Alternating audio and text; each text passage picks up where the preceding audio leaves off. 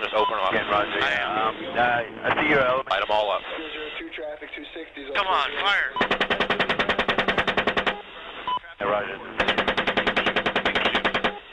Keep shooting. Keep shooting.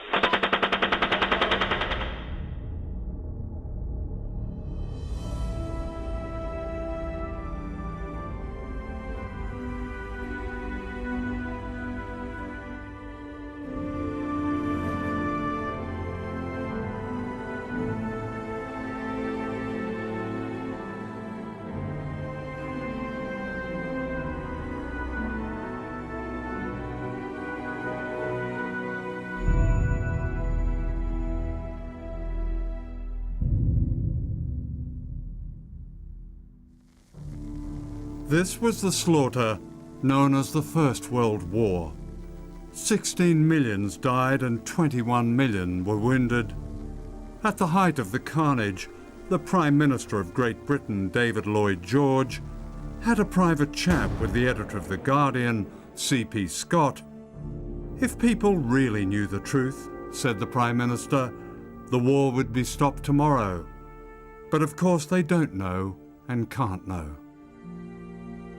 The British public were desperate for real news.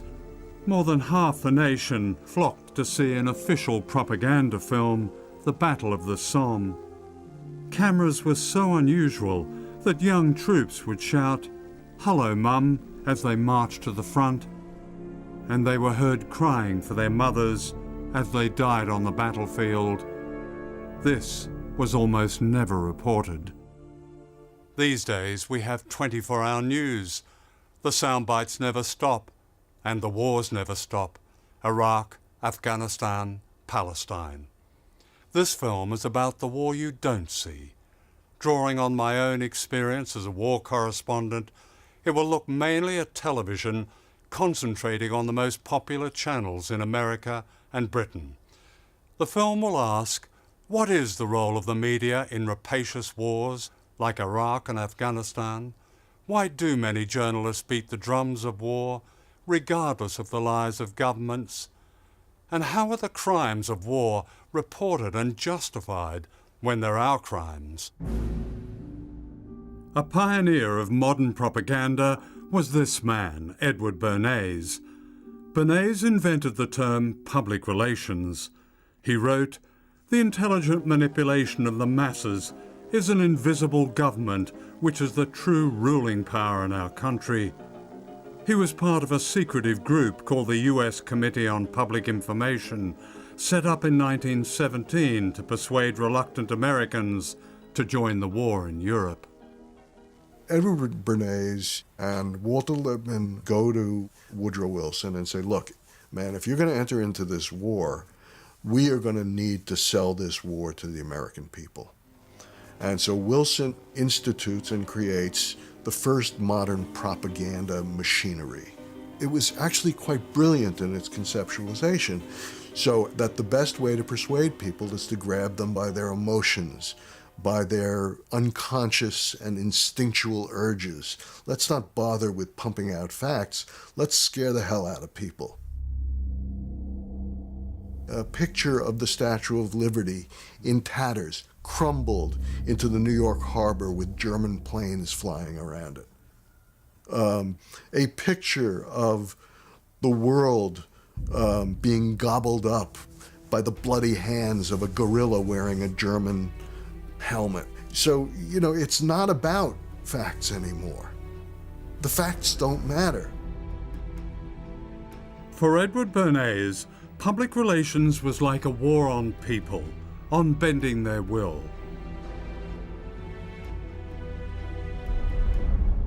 He persuaded women to smoke at a time when smoking in public was not considered ladylike.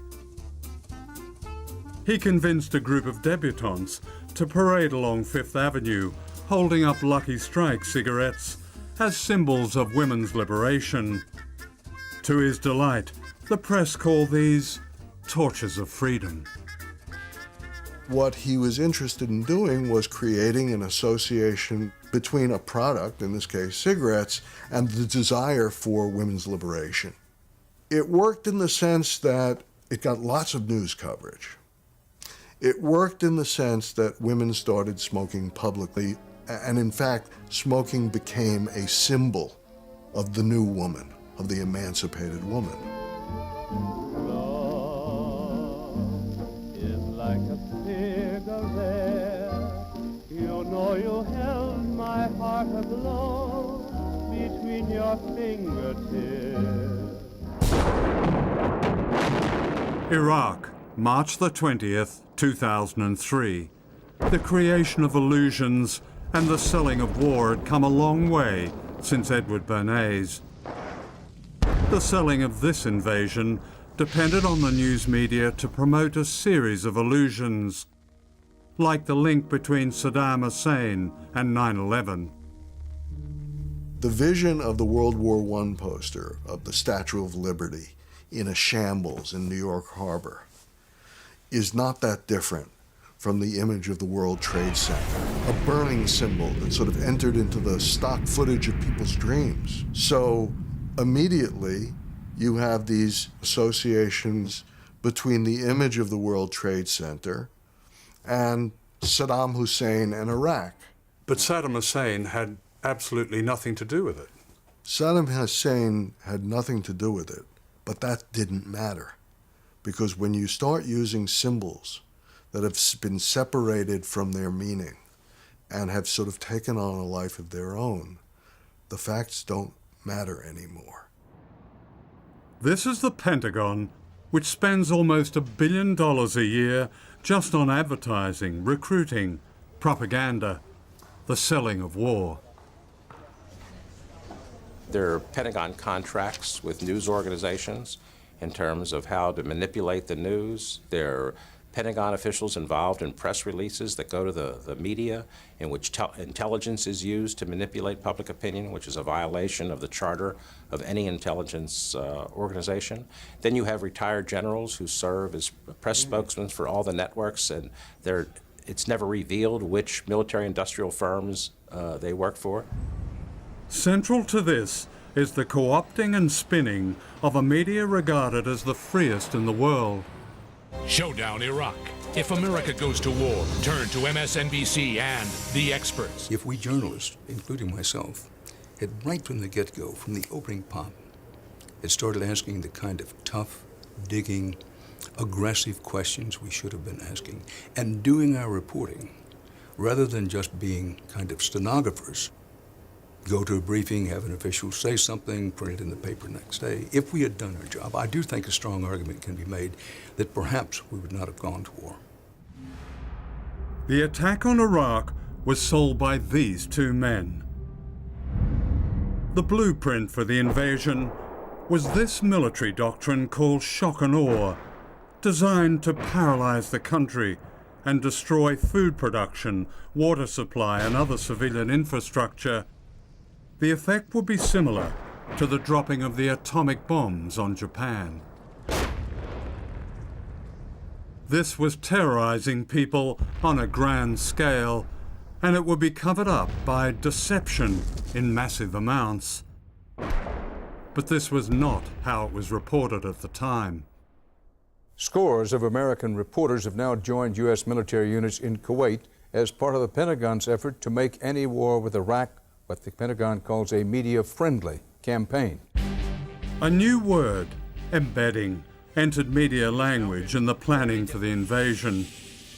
Most of the reports that viewers saw came from within a system in which media organizations agreed to certain conditions laid down by the Ministry of Defense in London and the Pentagon in Washington. At the time that our forces crossed into Iraq, we had some 700 reporters embedded throughout our military formations. Embedding was important for that conflict for a number of reasons. One being that we knew we were going up against an enemy that was somewhat masterful at misinformation, disinformation.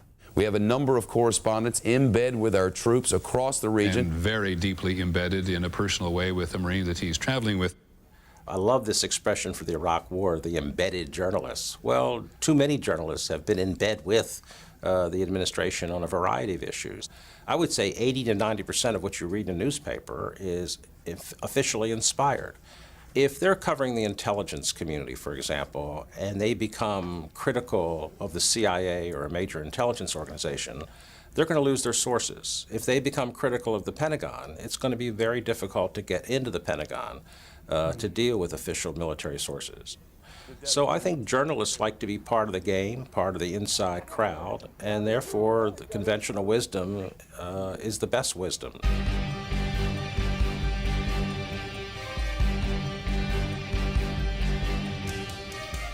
"24-hour news in particular is a system that is the most easy to manipulate. 24-hour news is a giant echo chamber.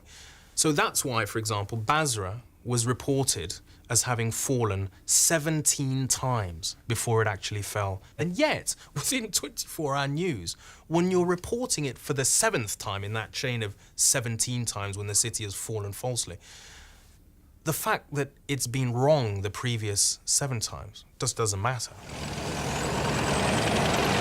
American armor is moving at will across whole swathes of Baghdad. This is Raghi Omar reporting for the BBC from Baghdad. He describes the arrival of the Americans as a liberation. People have come out welcoming them, holding up V signs. This is an image taking place across the whole of the Iraqi capital today. But it was not happening across the rest of Iraq. This was another illusion. The toppling of the statue of Saddam Hussein was seized upon by the invading force as a target of opportunity. What was not news was a US Army investigation describing how they exploited what they called a media circus. There were almost as many reporters as Iraqis, says the report. It was an American PSYOPs officer who ordered the statue brought down. The resulting TV pictures gave no sense of the bloody conquest of Iraq that was already well underway. You know, I didn't really do my job properly. I think I'd hold my hand up and say that one didn't press the most uncomfortable buttons hard enough. As you described the arrival of the Americans, you didn't tell us the story of how that whole statue was itself manipulated. Why not? The entire live cameras of the world's press were on the balcony of the Palestine Hotel. And that was really the only events that they saw about Iraqis coming out. So it was a sort of made-for-TV moment. And the most telling moment in that whole day was when an American soldier climbed up a crane and put the American flag over the statue's face. Because in fact that was a true iconic moment of what had happened, that America had taken ownership of Iraq.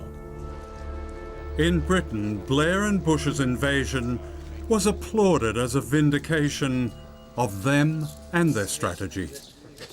He said that they would be able to take Baghdad without a bloodbath and that in the end the Iraqis would be celebrating. And on both of those points he has been proved conclusively right, and it would be entirely ungracious, even for his critics, not to acknowledge that tonight he stands as a larger man and a stronger Prime Minister as a result. It is absolutely, without a doubt, a vindication of the strategy. It was a vindication for him. Those who said...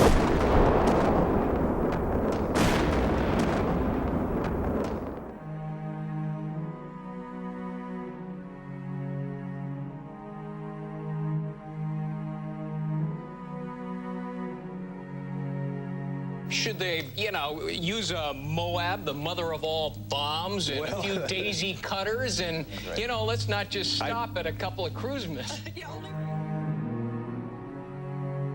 I've fallen almost in love with the F-18 Super Hornet because it's quite a versatile plane.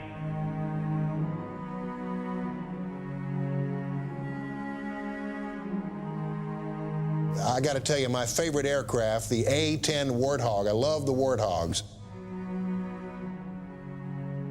The war we don't see in Iraq is largely the massive toll on civilians in Iraq, where daily, even now, people are being killed and wounded because of this occupation. Open the door!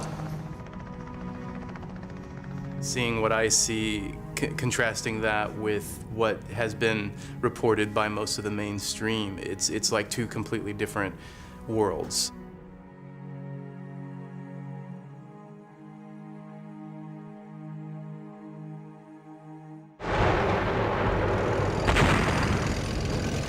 In 2004, American Marines twice assaulted the city of Fallujah, the second time with British forces.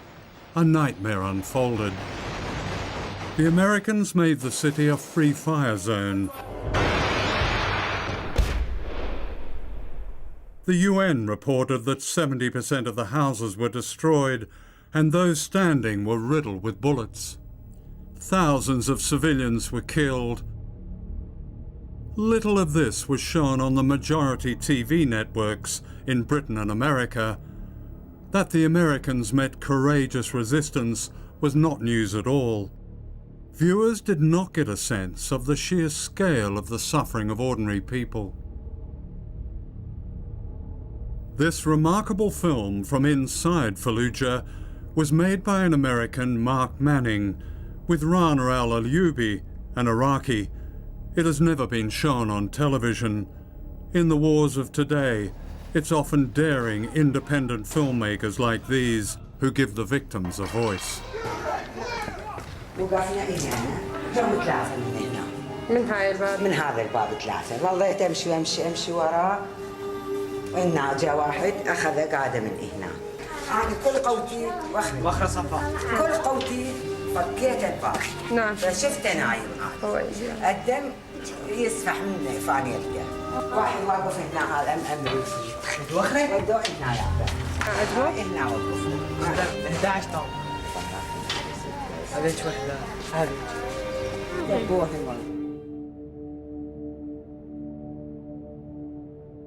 American journalist Dar Jamal also entered Fallujah independently and revealed that the Americans had used white phosphorus and attacked civilians. His eyewitness dispatches and photographs contradicted the version many people saw and read, but were not published in the mainstream media. I have photos of trenches being dug, and I watched them burying people there and put little makeshift gravestones, writing anything to try to identify the people. And I walked the rows of these stones after the April siege with one of my interpreters while she read old man in tracksuit with a key in his hand, mother and 2 children. These were the identifying markers, and these are clearly civilians. What does embedding do to journalists themselves? An important distinction between embedded journalists and independent journalists is that when you choose to embed, you're giving the military the full power to control where you go, how you get there, what you see, and when you see it, and in a lot of instances, even how you're going to report that. Hundreds of thousands of people were forced to evacuate the city, refugees in their own land. They were given nowhere to go. Many are still unable to return. يعني ما يصير هيك يعني الحكومة شلون تقبل يعني يطلعون ذول المجاهدين ويقولون هاي إرهاب وليش مو إخوانك ما يقولون على الحكومة على هذول الكفرة اللي جم قدروا من العراق ما يقولون لهم ليش هالعمل هذا ليش مو الله ما يقبلها. لا عدوان لا عدوان. Evidence that the invaders had terrorized civilians was provided by Al Jazeera and other Arab TV networks, whose fearless, unembedded reporters and camera crews became a threat to military propaganda. They gave voice to people who refused to be portrayed simply as victims. تفضل يا بوش شوف هذه المآسي ترضى بهيجي انت ترضى بهيجي ظلم انت اكو عندك انسانيه اذا عندك انسانيه تقدر تشوف طفله وهي تصيح ماما بابا وين الإنسانية؟ وين الضمير؟ I happen to be, I think, the only journalist in the world that has seen the bombing of Al Jazeera Arabic's bureaus in both Kabul in 2001 and in Baghdad in 2003. The case of the bombing of the Al Jazeera office in Kabul was, without doubt and categorically, a direct targeting of those journalists to shut them up and possibly kill them. Al Jazeera had informed Washington. Every news organization provides Western military commanders with exact coordinates of where their journalists hide. But the point about the bombing of the Al Jazeera Arabic office in Kabul was that they were given a warning to get out. So that was a clear targeting of a journalistic organization and personnel to get them off the air. Journalists who refuse to go along with the military are often those who report the real news. In August 1945, a public relations spectacle was staged on the USS Missouri in Tokyo Bay, in which General Douglas MacArthur ostentatiously took the surrender of the Japanese. The embedded media were told to attend. Cameramen and reporters of many countries record this historic moment. An Australian reporter, Wilfred Burchett of the London Daily Express, refused and set out on a perilous journey for the ruins of Hiroshima. The official truth of the atomic bombing was presented in this New York Times report, which claimed that radiation sickness did not exist. The reporter who wrote the story was later revealed to have been secretly on the payroll of the US War Department. Burchett's historic scoop had exposed the lie. There was, he reported, an atomic plague.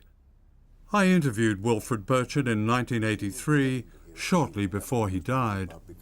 It was, I think as I described it, it was like a city, not a bombed city, it was like a city over which steamrollers just flattened everything out of existence. What I was seeing there, and this feeling sort of grew into me as I walked around and I looked at people, that here this is the last minute, what happened in the last minute of World War II, but it would be the fate of cities all over the world in the first hours of a World War III. What happened to you personally in Japan after that was published? I went back to Tokyo by train and arrived just as there was a press conference being held to deny my story, because the official line was that there was no such thing as atomic radiation. And that denial of that story has gone on for decades. It's more or less still going on. The media consensus was that the atomic bombs had brought the war to an end, but official files told another story.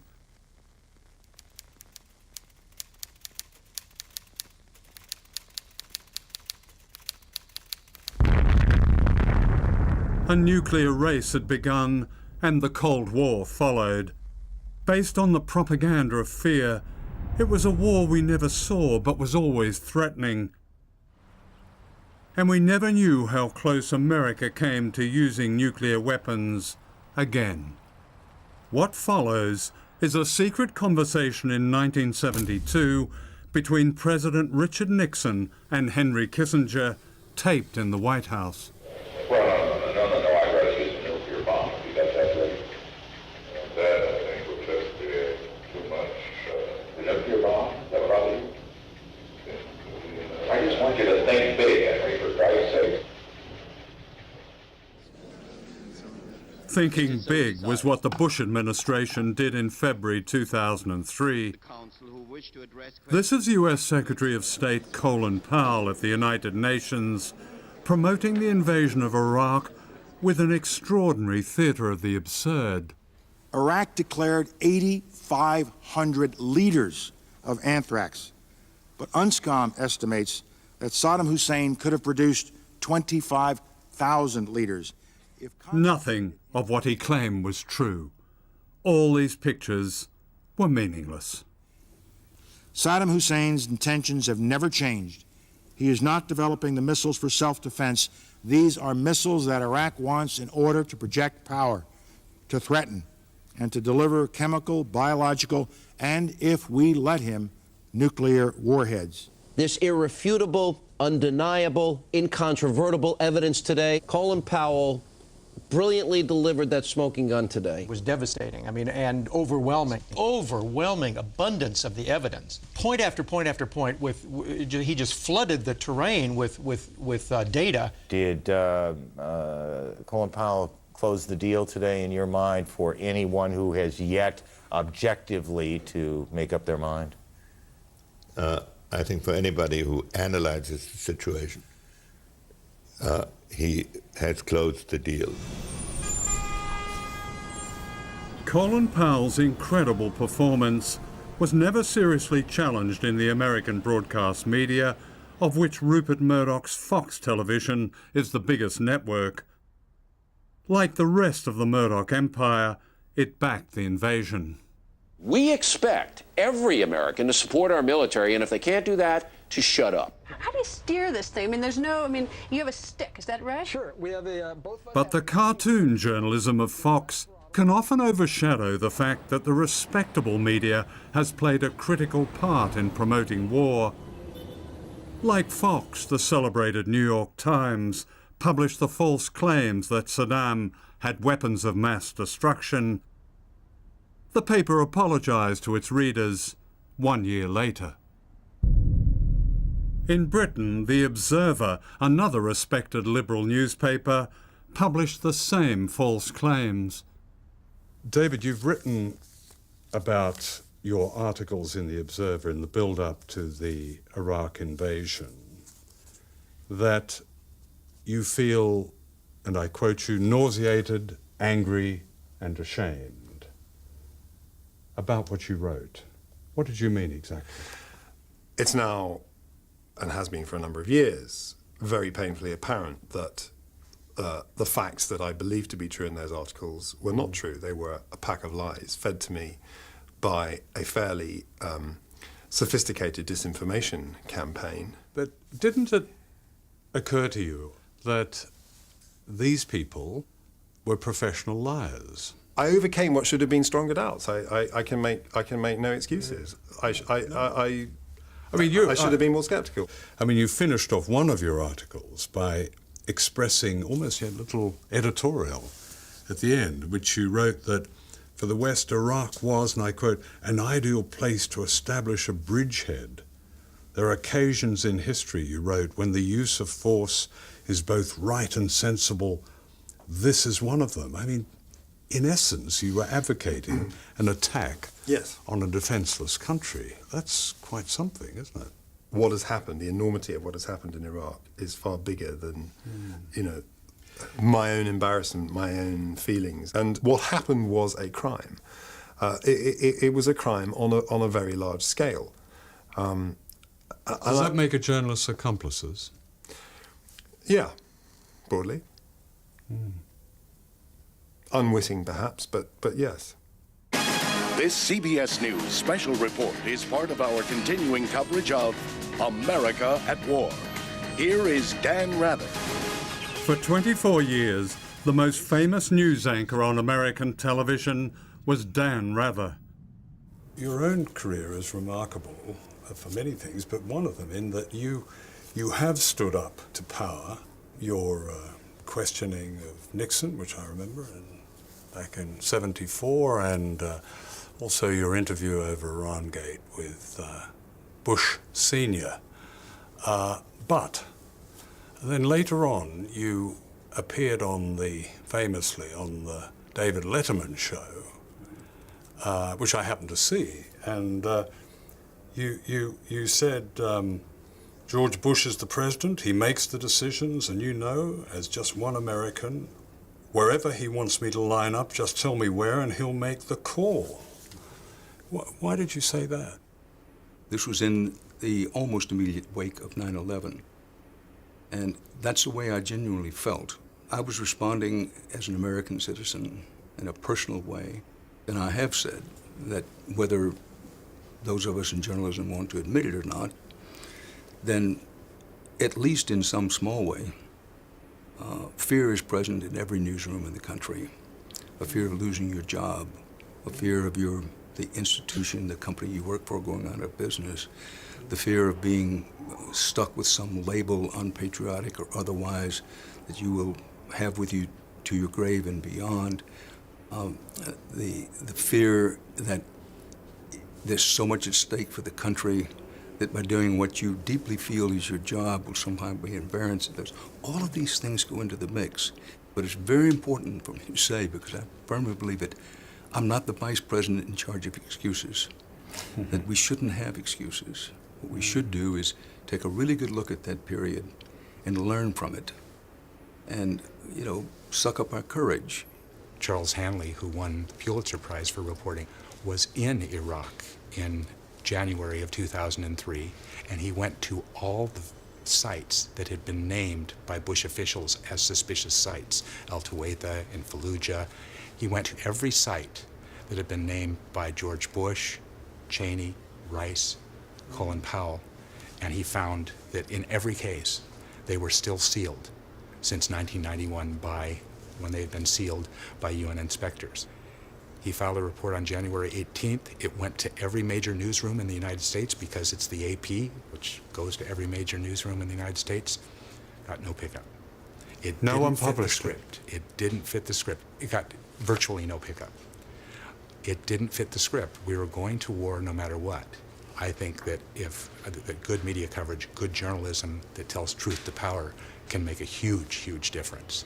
So do I think that we would have gone to war if the media had done their job and had challenged not just the lies about weapons of mass destruction, but the lies about how Saddam kicked the inspectors out in 1998 and the whole litany of propaganda that led up to March 20th, 2003, the launch of the war. I think if the media had been challenging that, I think we would not have gone to war. Jeremy Paxman said last year he and the rest of the media had been hoodwinked in the run-up to the invasion of Iraq. Is that something that you would agree with? Well, what I think I would say about that is that clearly we did not realize until much later in the day that the weapons of mass destruction were not there. And of course there was the so-called dodgy dossier as well. So there is quite a body of evidence to build up to suggest that the media certainly were taken in by the claims that were coming from government at that point, yes. Why didn't the media get it? Why didn't the BBC get it? I think that we didn't get it partly because of lack of access. If you want to find out what's happening, then you really need to go there and do some first-hand reporting, which wasn't possible in the run-up to the war in Iraq. But the crucial facts were available. The Chief United Nations Weapons Inspector in Iraq, Scott Ritter, gave me this interview 4 years before the invasion. In 1991, Iraq had significant capability in the area of chemical weapons, biological weapons, nuclear weapons production capability, and long-range ballistic missile manufacturing capability. By 1998, the chemical weapons infrastructure had been completely dismantled or destroyed by UNSCOM or by Iraq in compliance with UNSCOM's mandate. The biological weapons program had been declared in its totality late in the game, but it was gone. All the major facilities eliminated. The nuclear weapons program, again, completely eliminated. The long-range ballistic missile program, completely eliminated. All that was left was the research and development and manufacturing capability for missiles with a range less than 150 kilometers, a permitted activity. Everything that we set out to destroy in 1991, the physical infrastructure had been eliminated. So if I had to quantify Iraq's threat in terms of weapons of mass destruction, the real threat is zero. None. The former Chief Weapons Inspector, Scott Ritter, was saying as early as 1998 that Saddam Hussein was completely disarmed. Scott Ritter, I think, appeared in 2003 twice, and once at 3 in the morning on BBC 24 News. he was a vital expert witness, and there were others. Well, I don't know why Scott Ritter didn't appear more, but he clearly did appear at times. That's the question for the BBC. Why weren't those who were Why weren't those witnesses voices heard? Yes. Well, because there were also other voices that we were putting on the air, Unscombe, Mohammed Al-Baradei, Hans Blix. So we were actually listening to those voices. But yeah, I think you've got a good point. You know, why didn't we? It's a question that we asked ourselves afterwards. Why was it that we didn't discover this first, didn't discover the state of Saddam Hussein's weapons of mass destruction? I think what critics of that would say is that the broadcasters, notably the BBC, echoed or amplified the lies told in the run-up to the invasion, rather than investigating itself. What the BBC, though, have a duty to do is to report what governments and their representatives are saying, which we, of course, did. We were just reporting, quite legitimately, the claims that people at the time were making. They weren't legitimate claims, though. They were in the mouths of legitimate leaders, though, and therefore we had a duty to report that. But those leaders, both of them you mentioned, Blair and Bush, have long been discredited. I mean, isn't it the BBC's role, as well as reporting what politicians say, to hold power to account? Of course it is. It's the BBC's duty to scrutinise what it is that people say. We're not there to accuse them of lying, though, because that's a judgment. No, that's not being suggested, that you make a judgment. The point is that it appears now that those important journalistic challenges were never made. It's not up to me to make a judgment. We're there to report what their claims are and hold them up to scrutiny and investigate. In August 2002, ITV reported a warning by Vice President Cheney that Iraq would soon have a nuclear weapon. And that was nonsense. But it was presented uncritically as news. Wouldn't you say that that contributed to the invasion that happened the following March? Well, it might have done, but with respect, not our fault. I mean, I don't believe that you're suggesting, are you, that we should completely dismiss the words of arguably the second most powerful man in the Western world? We reported it. We didn't necessarily agree with it. We reported it and allowed our viewers to make up their minds as to whether this was a man telling the truth or not. No, but that's not fair on viewers, is it? Because they may not know what we as journalists know or ought to know, that this was an extremely dodgy politician who was making extraordinary claims. If we knew it, we should have said so. If we didn't know it, we can't. And that applies across everything. But you're absolutely right in one regard. We shouldn't take things at face value. We should do our best to investigate. And when we do know, we should tell our viewers. Of course we should. That's part of the process of being a journalistically based organisation. I mean, I was thinking of Blair's many statements. One, on the 29th of January 2003, ITV News reported Blair as saying, "We do know of links between Al-Qaeda and Iraq." These links, as you know, didn't exist. I mean, we're getting into the realms of sort of semantics now, but if they're very important semantics, he used the word links between the two. Your quotation, not mine. Well, I think that was a quotation from ITV from Tony News. Blair. From Tony Blair. Yeah. Links. Now, links can mean 1,000 things. It doesn't necessarily mean a bond of support, of mutual support. There were no links. Well, look, I'm sitting here across you. You're telling me that. I would say to you, well, show me that there were no links. Show me that they'd never... Show me that they'd never... Even those claiming links said there were no links. Any communications of any kind between those two organisations. Come on. It's impossible to do that. And he chose his words carefully. And of course... Well, they're not careful. We do know of links between Al-Qaeda and Iraq. Yeah, but the word links could mean 1,000 things, is the point I'm saying here. And you're not suggesting, I'm sure, that we shouldn't have reported what the Prime Minister was saying. You were talking about semantics a little while ago. Well, I find it virtually impossible to believe that Britain could have got away with the invasion of Iraq if the media had been doing its job.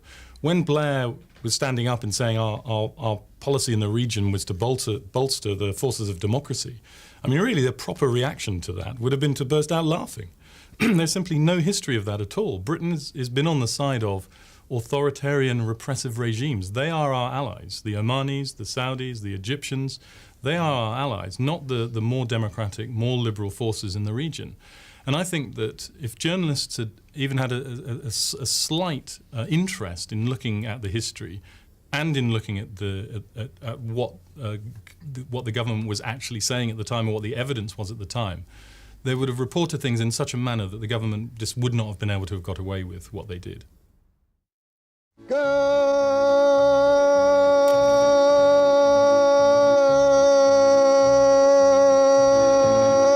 morning, Vietnam. Welcome to the Dawn Buster. This was the Vietnam War, which I reported. A new military jargon, collateral damage, was designed for the media and to cover up the scale of the industrial killing of up to 3 million people and the terror of indiscriminate bombing often known as turkey shoots. The longest bombing campaign in history happened here in North Vietnam, mostly unseen from outside. This is a photograph of the town of Ham Long in the north. Not a building remained, only bomb craters. Pictures like this were seldom published. Vietnam was the blueprint for the wars of today. Murder and destruction replaced military tactics. Almost every man, woman and child became the enemy. We also have some people running along the dikes. Roger. Good job. I saw you splatter one right in the back with a rocket. Roger, got lucky again.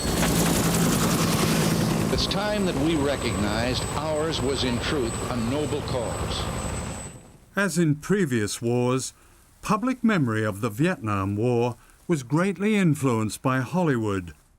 The Deer Hunter, Platoon, Good Morning Vietnam, The Green Berets. All these films perpetuated an illusion, turning fiction into truth. The theme was fake heroism and self-pity, the invader as victim, purged of all crime. Today, a series of Iraq war movies follows the tradition. The current Oscar winner, The Hurt Locker, is the familiar story of a psychopath high on violence in somebody else's country, where the suffering of its people barely exists. What I saw was a film that was a complete celebration of the lone lunatic, but who ultimately, you know, is the quintessential American hero. Because lone lunatics are very big in this country. We even elect them president sometimes. This film is a film about killing, in which killing is completely incidental. And this is a war that was orchestrated purely for profit and for oil and for ownership of other people's resources and for control of global resources.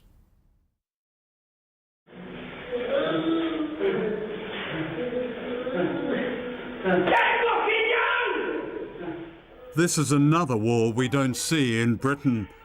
In this video, British soldiers are abusing Iraqi civilians.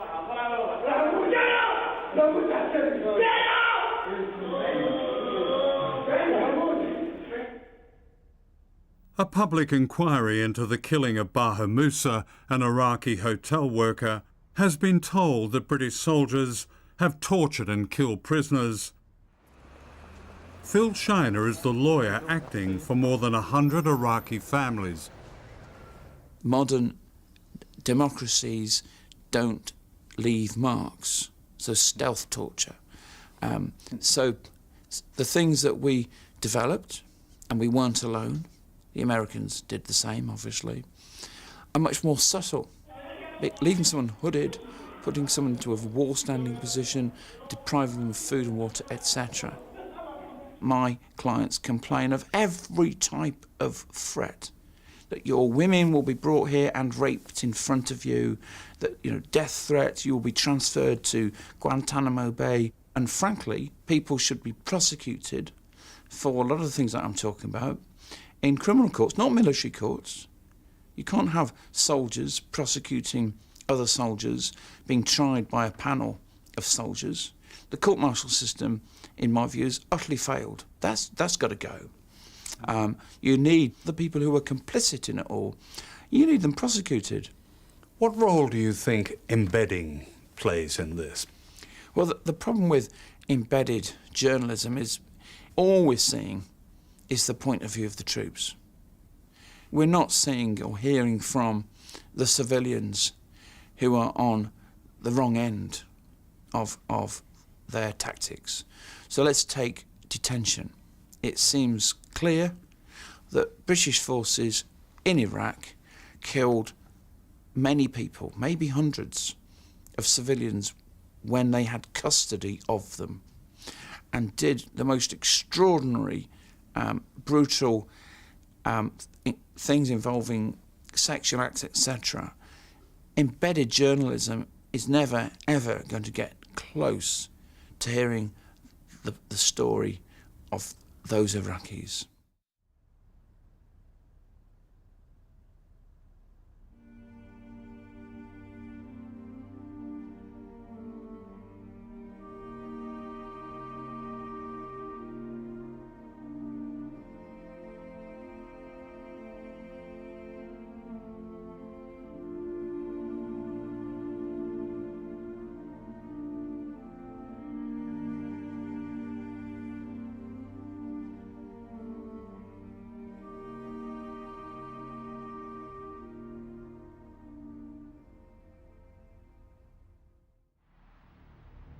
This is the B-1 Lancer bomber, which cost the American taxpayer $283 million each. And this is what it did on May the 4th, 2009, in Farah province, Afghanistan, following false intelligence of Taliban in a village. Its victims were some of the poorest people on earth. Guy Smallman is an independent photojournalist and the first Westerner to arrive in the village following the bombing. The first strike happened outside the village mosque, which was the first place that I was taken to, was just a mass of craters, and several bombs had fallen in that area. Then after that, the women and children were evacuated to a compound in the far north of the village. And again, their heat signatures were picked up by the bomber crew, and a 2,000-pound bomb was dropped into the middle of them, and that was where the majority of the people died. The first thing that struck me when I was going in there was the silence. I mean, the Afghan countryside is usually a symphony of birdsong, and it was absolutely dead quiet, and the locals had done their best to collect all the bodies and the body parts. But there were still flies swarming all around the area. There was still a very pungent smell of death, very heavy in the air. I think the thing that struck me more than anything else was the children. It was almost as if all their energy and emotions had been drained out of them, and they would stare right through me and my translator into the middle distance. They didn't laugh, they barely spoke at all. And that, I think, left the most lasting impression. And I was given quite a grim tour of where people were buried. In a lot of cases, entire families were buried in the same grave. I think I counted just over 70 new graves, fresh graves. And then at one far end of the cemetery, there's an enormous mass grave which is around 30 metres across. And in that grave are the remains of 55 people. And they had to be buried there together because they were quite literally blown into pieces, and it was impossible to tell who was who, so they had to bury them together in one long trench. And then there was the difference about the casualties. The local people insisted that over 140 civilians had died, and NATO said there was 25. So the deaths of 147 people, including 93 children, became a dispute over... It became a dispute over a body count and nothing more. Now, I know for a fact that the pictures taken by the Afghan radio journalist were out there. I know that stringers on the ground were filing those pictures. And I mean, a lot of those pictures were very graphic, but a lot of them, you know, did show people digging bodies out of the rubble. It did show those bodies lined up for burial.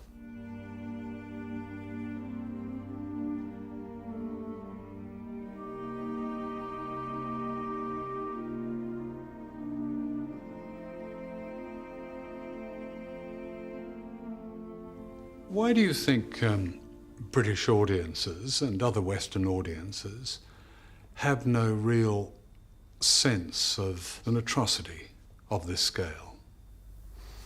I think people become desensitized to it. When they're told on the news a wedding party has been attacked by accident, a compound has been bombed by accident, a farmer and his family have been killed by accident, they don't really connect with it because they don't actually get to see those bodies. The faces, the names are not known to them. The names, it's just a number. Whether they're Afghans or Iraqis or Lebanese civilians, they're just numbers. And it's perhaps easy to understand why British Muslims feel completely disenfranchised from our domestic news services. I think the press really conspires to play down the carnage in Iraq and Afghanistan. This gets to what the great American writer and academic Ed Herman called worthy and unworthy victims. The Iraqis are not worthy victims, so we can play down their deaths, because if we accept the reality that there are more than 1 million dead, it's largely our fault.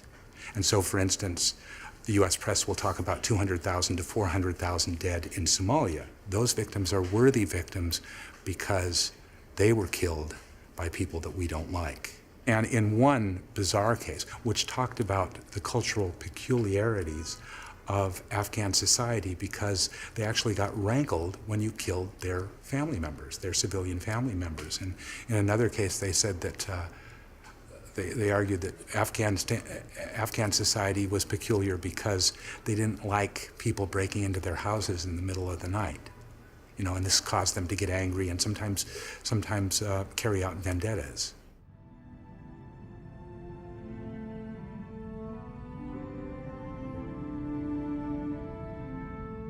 This is the British Armed Forces Memorial in Staffordshire.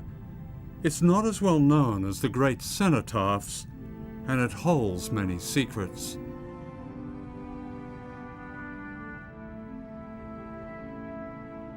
There are 16,000 names here. Every year since 1948, British forces have been in action somewhere in the world, and there's space for another 15,000 names of young servicemen and women waiting to die. What's extraordinary about this memorial is its record of constant war during so-called peacetime, as if revealing the secret of Britain's enduring imperial role. What's missing is any record of the victims of these wars, the countless men, women and children killed mostly in their own countries, in our name, and glimpsed only now and then on the TV news. At least 1 million people have died as a result of the invasion of Iraq. They are not part of our remembrance because they're not allowed in our memory. Mark Curtis is an historian who writes on British foreign policy. His specialty is revealing long-forgotten official files. I've certainly uncovered a lot of episodes where Britain has been either involved in coups or has been involved in military interventions that have appalling impacts on people's lives that simply never get mentioned. They're never referred to in the newspapers. They never get on TV histories of Britain. They're just taken out, basically. They're deleted from our historical memory. Why does the public in Britain have such little idea of the sheer scale of this? Well, a very large reason for that is that, I mean, if you look at every war or every coup or every regime that Britain is supporting or been involved in, it's usually accompanied by an increasingly sophisticated public relations operation by the government. We're told that British foreign policy is based on promoting democracy, on spreading development and promoting human rights. Well, if you read the actual government planning files, planners are saying to themselves that their policy is not based on that. It's based on the control of oil. It's based on creating an international economy that works in the interest of British corporations, and it's based on maintaining their great power status. This culture of impunity is deeply embedded within British society. I mean, if you go back, say in the 1960s, a time when Britain was covertly supporting an Indonesian military that was killing up to 1 million people, where Britain was responsible for depopulating the Chagos Islands, and where Britain was arming the Nigerian government that was killing hundreds of thousands of Biafrans in the civil war in Nigeria. All of that was taking place under the Labour government in the 1960s. And none of those ministers have ever been questioned. And yet those decisions cost literally millions of lives. The attack on Iraq did not begin with shock and awe. During the first Gulf War in 1991, Britain and America deliberately bombed Iraq's modern infrastructure. And when the war was over, the bombing continued. This was seldom reported. During this period of the 1990s, the UN imposed an economic blockade led by Britain and America. Essentials like clean water and vital drugs were denied. In 1998, the United Nations Children's Fund reported the deaths of 500,000 children under the age of 5, a direct result of the sanctions imposed by the blockade. This is Dennis Halliday, former Assistant Secretary General of the United Nations, who resigned after refusing to administer the sanctions. In 1999, I travelled with him to Iraq. The very provisions of the Charter and the Declaration of Human Rights have been set aside. And we are waging a warfare through the United Nations on the children and people of Iraq with incredible results. Results that you do not expect to see in a war under the Geneva Conventions. We're targeting civilians, worse, we're targeting children like Safa, who of course were not born when Iraq went into Kuwait.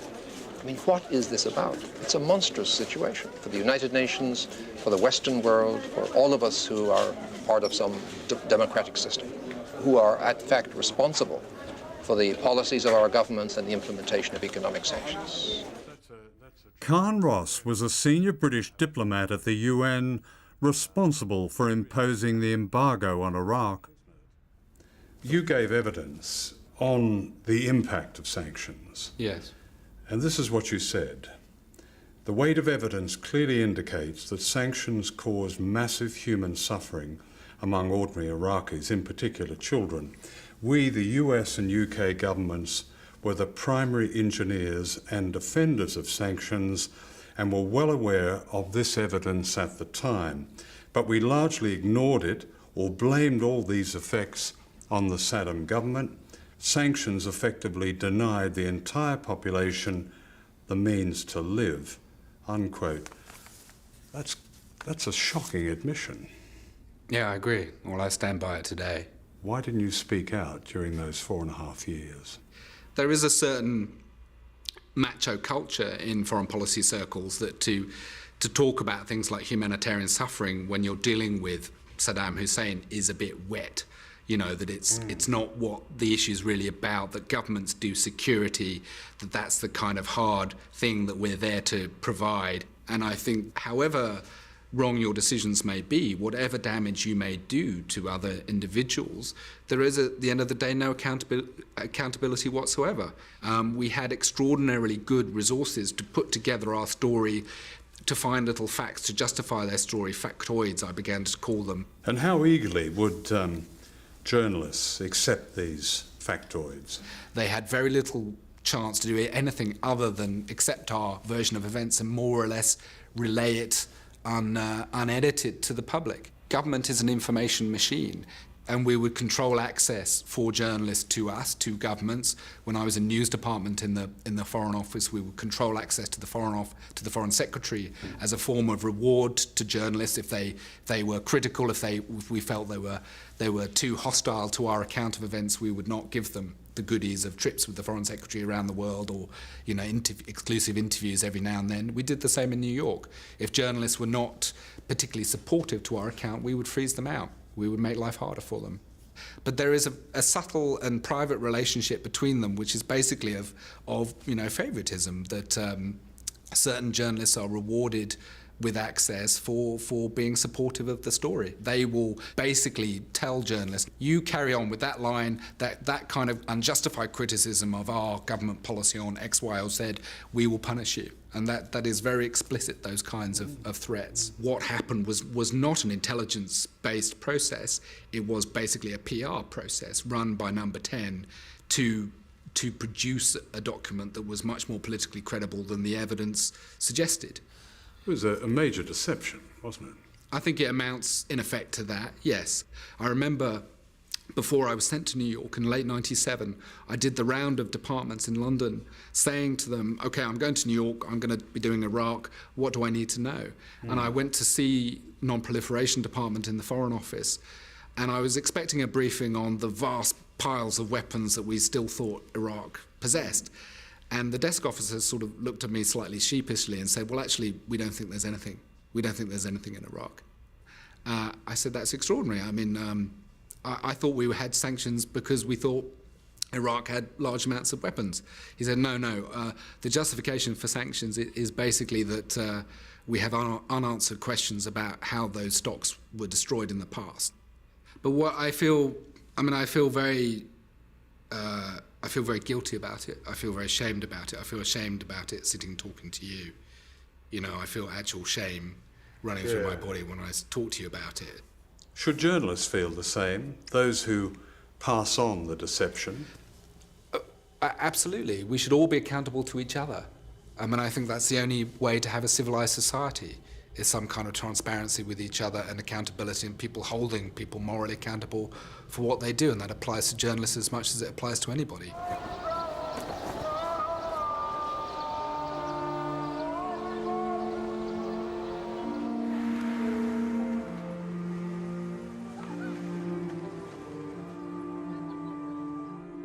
These were to be the borders of Israel and Palestine when Israel was founded in 1948. And this is what's left of Palestine today, fragmented and dislocated by a military occupation that defies international law and is backed by one of the world's most sophisticated propaganda machines.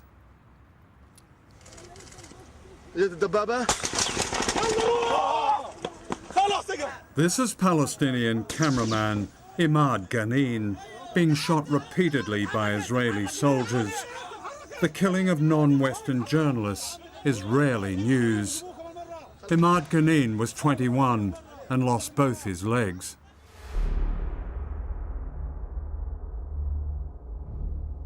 Ten journalists have been killed by Israeli forces since 1992, and many more have been wounded. The pioneering Glasgow University Media Group has just published its latest study on the media reporting of Israel and Palestine. I think what it comes down to is a basic knowledge that journalists have, which is quite simply that if they criticize Israel, then it's potentially trouble. If they criticize the Palestinians, then there is much less of a problem. So they might use a word like occupation, but they won't say military occupation. They won't say military rule. They won't explain in detail what it means.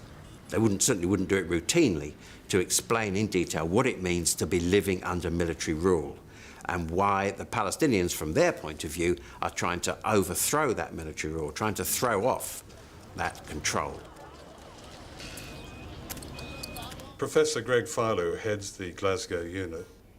Looking at his research, and it comes through very clear, is a certain state of fear exists on who the Israelis will complain to. They say in the research, producers worried, will they complain at Director General level?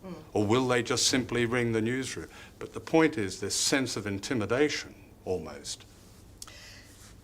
Welcome to the world of a correspondent who has to deal with this pressure on a daily basis. Yes, where I would take issue with you is the fear factor, because actually no correspondent that I have come across who is used to working in Jerusalem particularly or dealing with this stuff fears it at all. I was thinking of people here at Television Centre. We don't fear it either. We take a lot of it, but we don't fear it. After we did the first book, I gave a number of talks to journalists in Britain, to BBC journalists, and I spent time with people who were senior producers on television news. And one of them said to me, in the context of quite a heated discussion that was going on with other journalists, he said, listen, he said, we wait in fear. That was his exact words. We wait in fear for the telephone call from the Israelis. He said the only issue we face then is how high up it's come from them. Has it come from a monitoring group? Has it come from the Israeli embassy? And then how high has it gone up our organisation? Is it the duty editor? Has it gone above that? Is it the Director General? He said, I have had journalists on the phone to me minutes before we've gone on a major news programme saying, what can I say? Which words can I use? Is it all right if I say this? On May the 31st, 2010, Israeli forces attacked an aid flotilla headed for Gaza in international waters. They killed 9 people.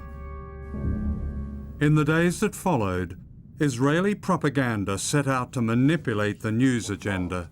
They were clubbed, they were beaten, stabbed. There was even a report of gunfire. Don't you think it's fair to look at some coverage and say there's a tone? The tone was, of course, you didn't sit down and say we're going to put the Israeli point of view, but the tone throughout was that Israel had a problem. Not the people who were shot in the back of the head, but that Israel had a problem. I think there are 2 things here. One is that, are you saying that actually we devalued human life? Because I don't think we did. No, I didn't say that. that. But I think it's legitimate to ask what the implications of this were going to be for Israel, which is what that question was attempting to do. Tonight at 10, the Israelis under pressure after the raid on ships taking aid to Gaza.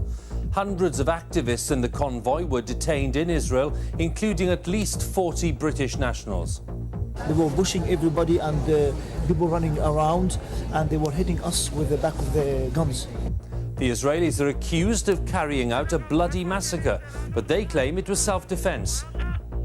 Our planning for yesterday's interception was for a peaceful police operation. Our sailors on the job were told you are to use minimum force and maximum restraint.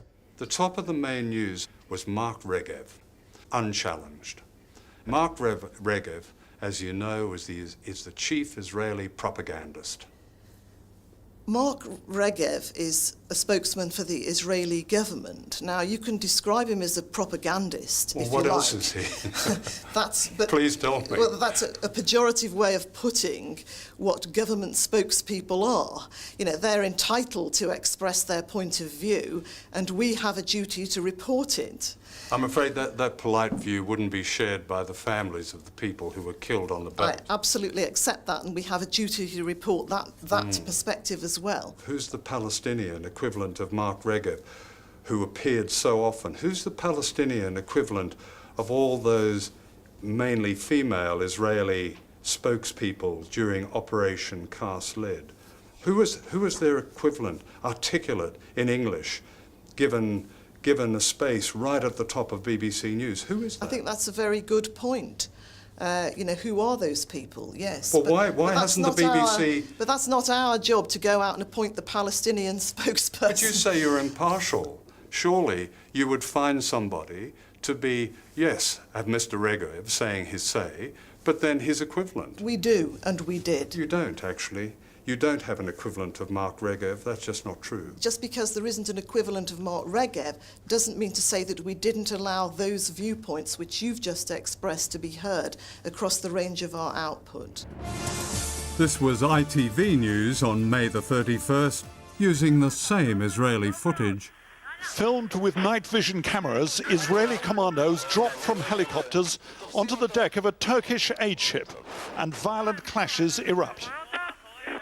The immediate aftermath of the Israeli attack on the aid flotilla in June. For one thing, the Israelis supplied doctored film, even with captions, which was widely used across ITV and the BBC.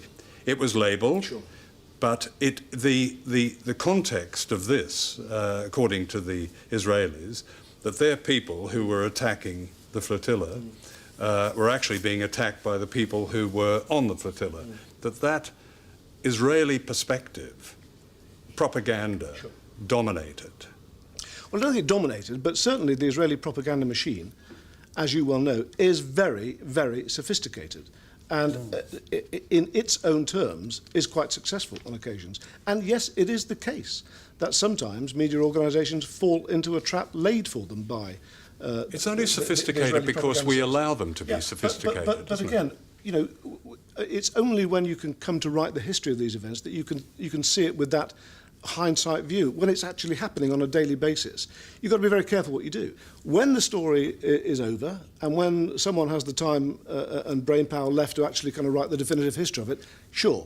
Then if you got things wrong, you put your hands up and you say, well, at that time, we weren't aware of that, we made a mistake, that's you know, that happens from time to time. People like the Palestinians can't wait until someone writes a definitive history. Yeah. They depend on journalists now, don't they? You're suggesting that journalists can, that the job of journalism is to change the world. It ain't. I've got to tell you, even someone with your massive experience should know better than that. No, I'm not saying that. You're saying that. Our job is to make sure that the public who consume our news are as informed as we can make them, so that they can make their own minds up.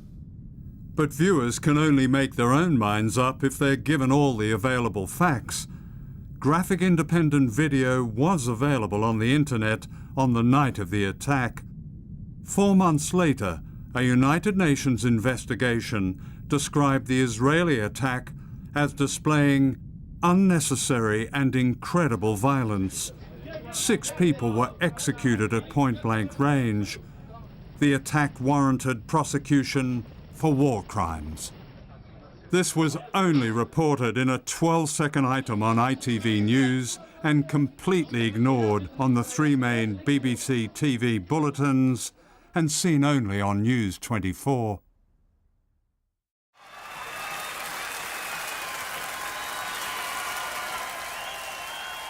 One of the public relations triumphs of the 21st century was the rise of Barack Obama.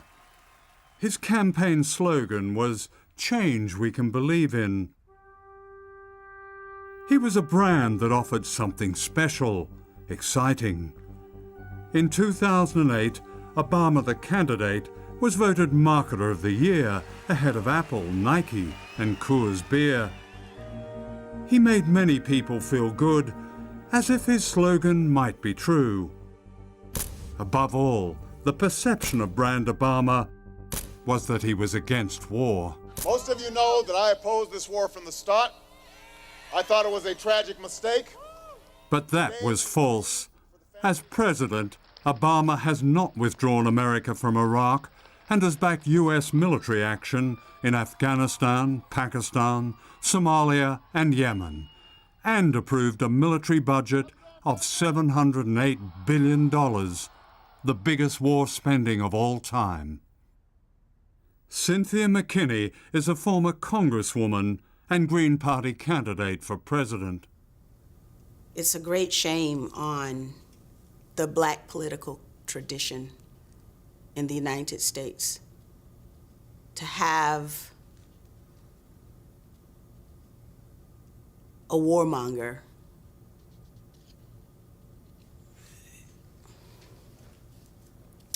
it's almost as if the black community in the United States, maybe we've lost our innocence too, because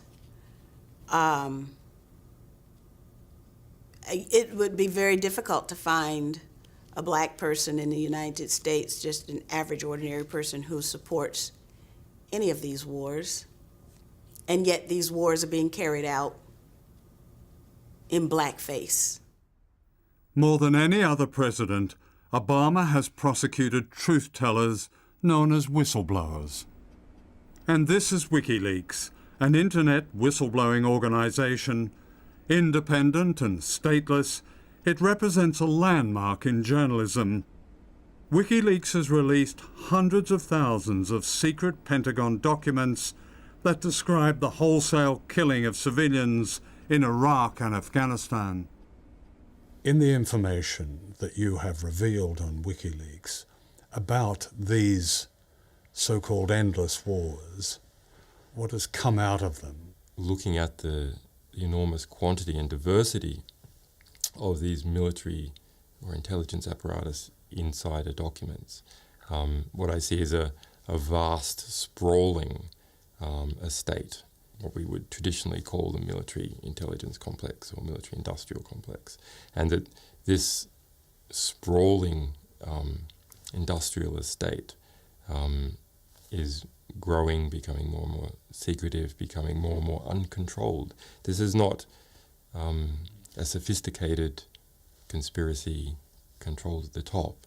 This is a vast movement of self-interest by thousands and thousands of players all working together and against each other to produce an end result, which is Iraq and Afghanistan and Colombia and keeping that going.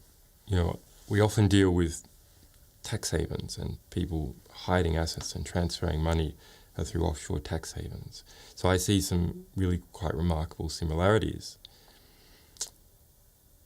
Guantanamo is used for laundering people to an offshore haven which doesn't follow the rule of law. Similarly, Iraq and Afghanistan and Colombia are used to wash money out of the US tax base and back. Arms companies. Arms companies, yeah.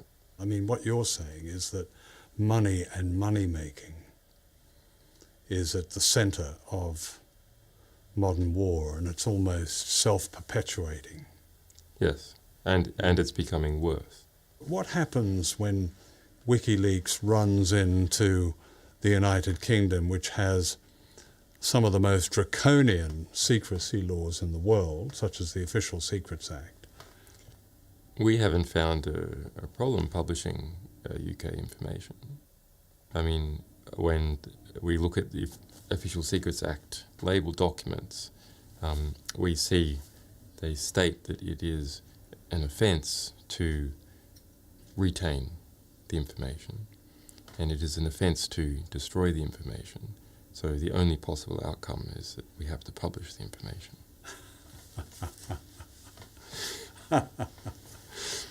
And that's what which we have done on many, many occasions. I noticed one that I had a personal interest in was one that from the Ministry of Defence, classified document that equated terrorists with investigative journalists as threats. And Russian spies. And Russian spies. Yeah, as in fact, in many sections of that report, investigative journalists are the number one threat to the sort of information security of the Ministry of Defence. That was a 2,000-page document on how to stop leaks from the Ministry of Defence, which we leaked. I didn't know whether to be offended or honoured. Well, it's nice to be having an impact. Since the release of the Pentagon's war secrets, Julian Assange has been subjected to extraordinary smears and accusations originating in America and Sweden.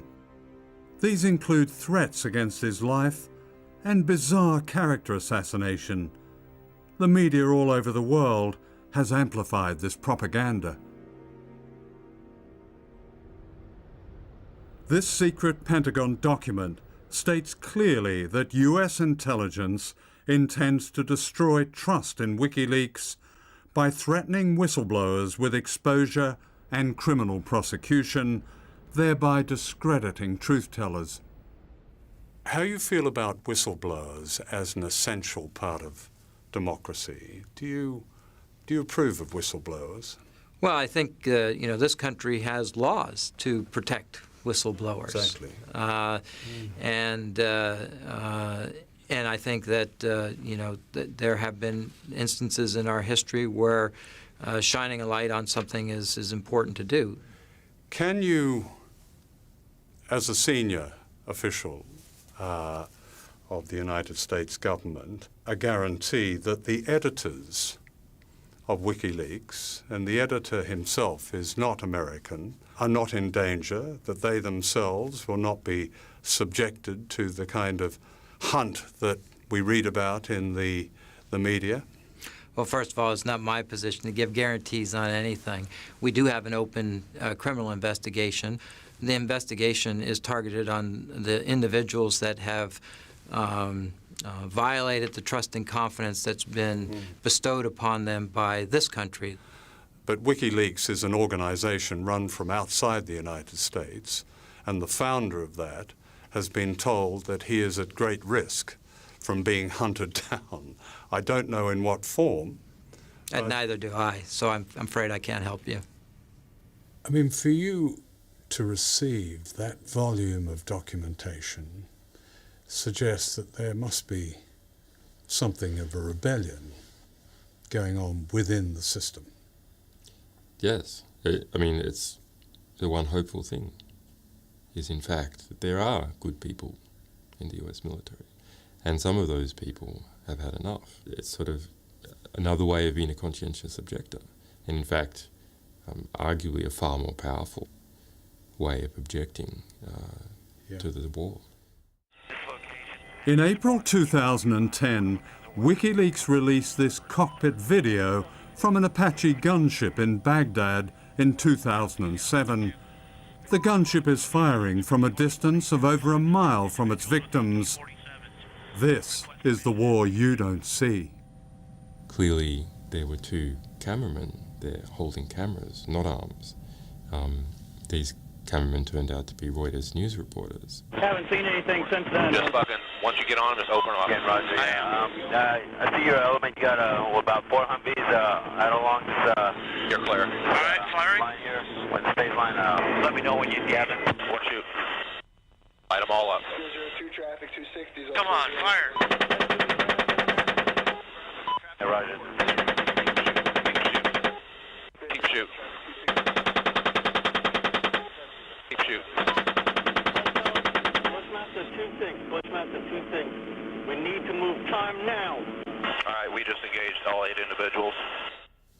A whole street covered with bodies. The reaction to that was nice. Yeah, look at those dead bastards. Nice. 2-6, Crazy Horse 1-8. This tape from me and the other people involved made nice a dirty word. So we just couldn't see something as being nice anymore when a whole street covered with carnage is nice. Ethan McCord was one of the first soldiers to reach the scene of the killing. Here he speaks to an audience in the United States. Myself and the team of soldiers I was with began running in the direction where we heard the Apache fire. Let's shoot. Thank you. I was not even close to prepared for the carnage that I was about to walk onto. I saw what appeared to have been 3 men on a corner. Got that big pile of bodies to the right on the corner. We got dismounted infantry and vehicles. Over. It was an extreme shock to my system. They didn't look human. Then there was the smell. The smell was unlike anything I've smelled before.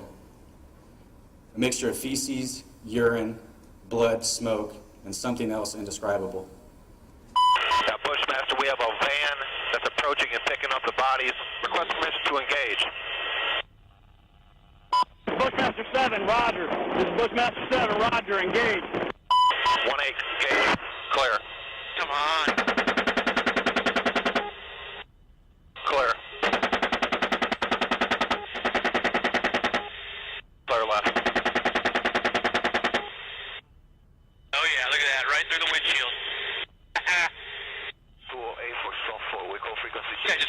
over a body.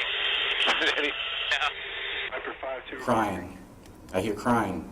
Not cries of pain, but that of a small child who had just woken up from a horrible nightmare. Yeah, it looks like we got... I saw that there was a minivan, and the cries appeared to be coming from it. Myself and another soldier, a 20-year-old private, walked up to the passenger side van and looked inside. The private that I was with reeled back, began to vomit, and quickly ran away. What I saw when I looked in the van was a small girl about 4 years old on the passenger side of the bench seat. She had a severe belly wound and was covered in glass. Roger, we need to evac this child. She's got a wound in the belly. The glass was in her hair and also in her eyes. Next to her, half on the floorboard, with his head resting on the seat, was a boy about 7 years old. He wasn't moving, and from the severe wound to the right side of his head, my first thought was that he was dead. In the driver's seat was who I immediately concluded must have been these children's father by the way he was hunched over the children in a protective manner. The whole time thinking, fuck, what the fuck, these are babies. Hey, I need to get the brass to drop ramps. I got a wounded girl. We need to take the rest of mine. Oh, it's their fault for bringing their kids to a battle. That's right. See, my son was born May 31st, 2007. I had yet to see him. And I had a daughter who was barely older than this girl. The medic radioed in that the little girl needed to be evacuated because there was nothing else he can do here. I handed the child to the medic, who then ran the girl to a waiting Bradley armored vehicle. I walked back to the van. I don't know why. I looked inside the van again. Did the boy just move? Holy shit, the boy just moved. I grabbed the boy from the van and held him against my chest. I was screaming at this point, the boy's alive, the boy's alive. I started running to the Bradley in hopes that it wasn't leaving. At this point, the boy looked up at me. Then his eyes rolled back, and my heart sunk.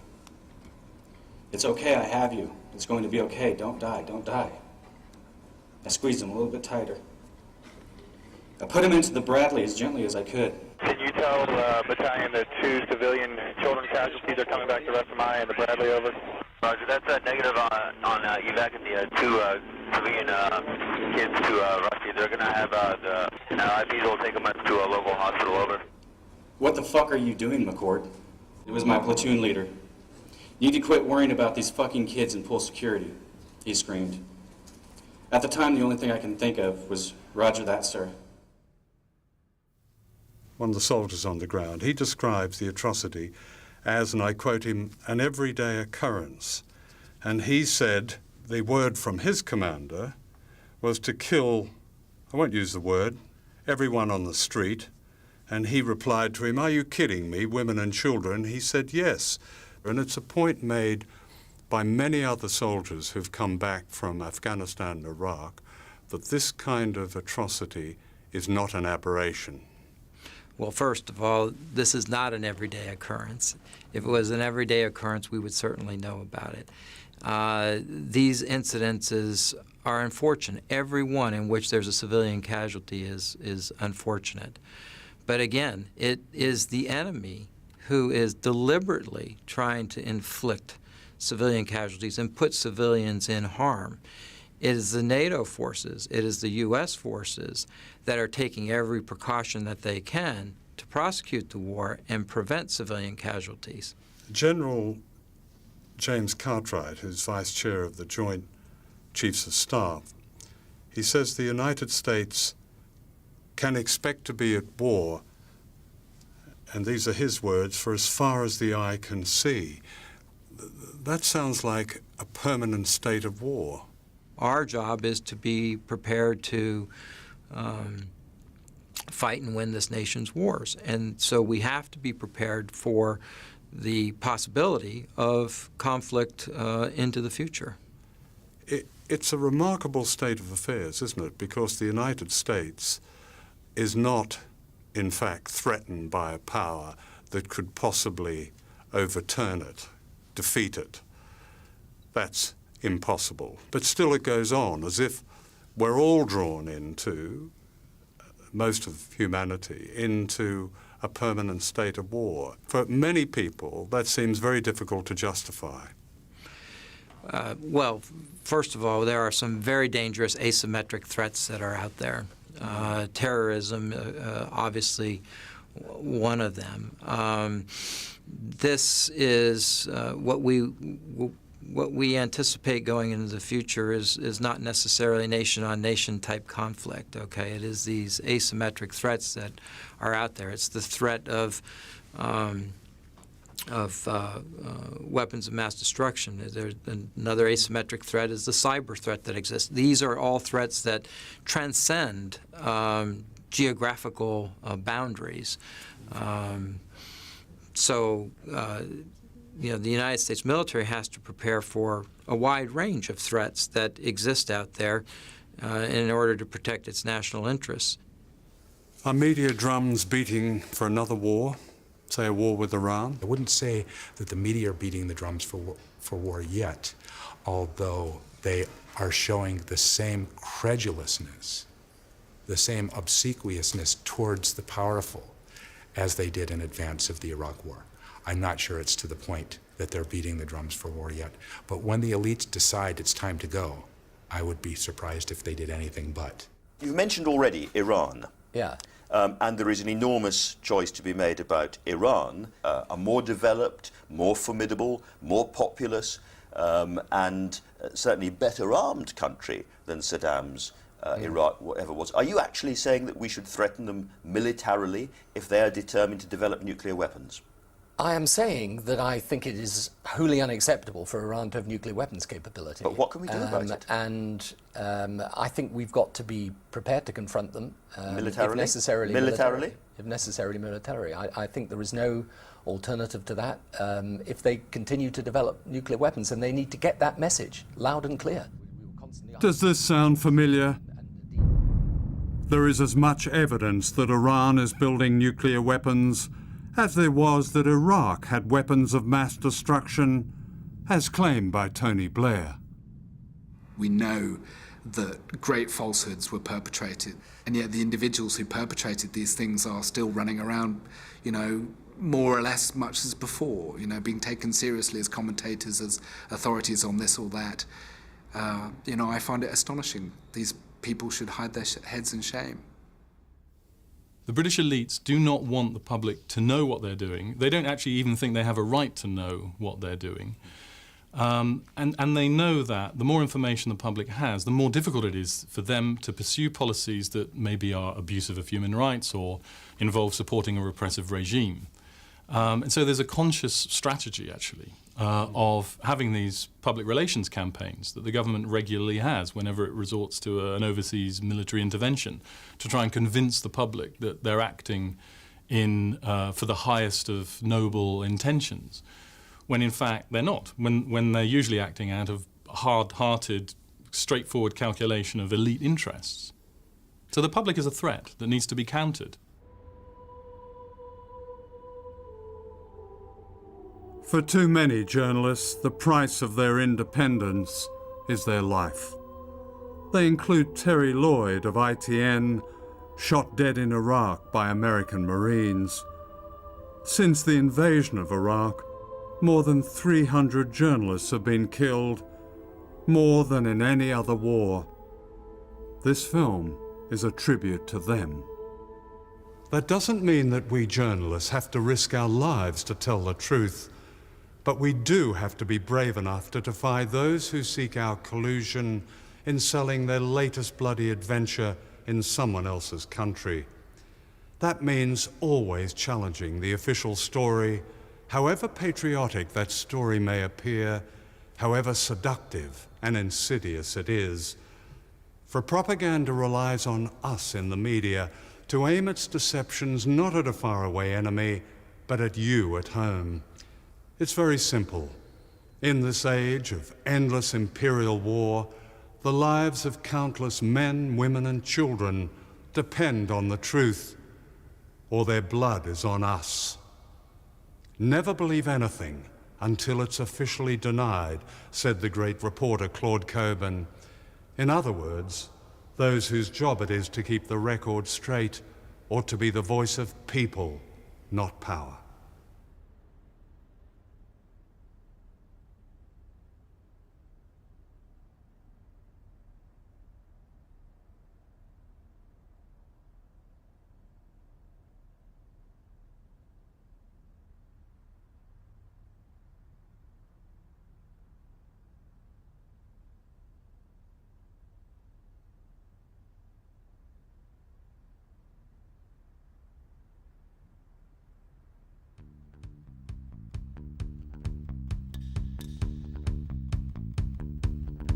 I bought a bourgeois house in the Hollywood Hills with a trunk load of $100,000 bills.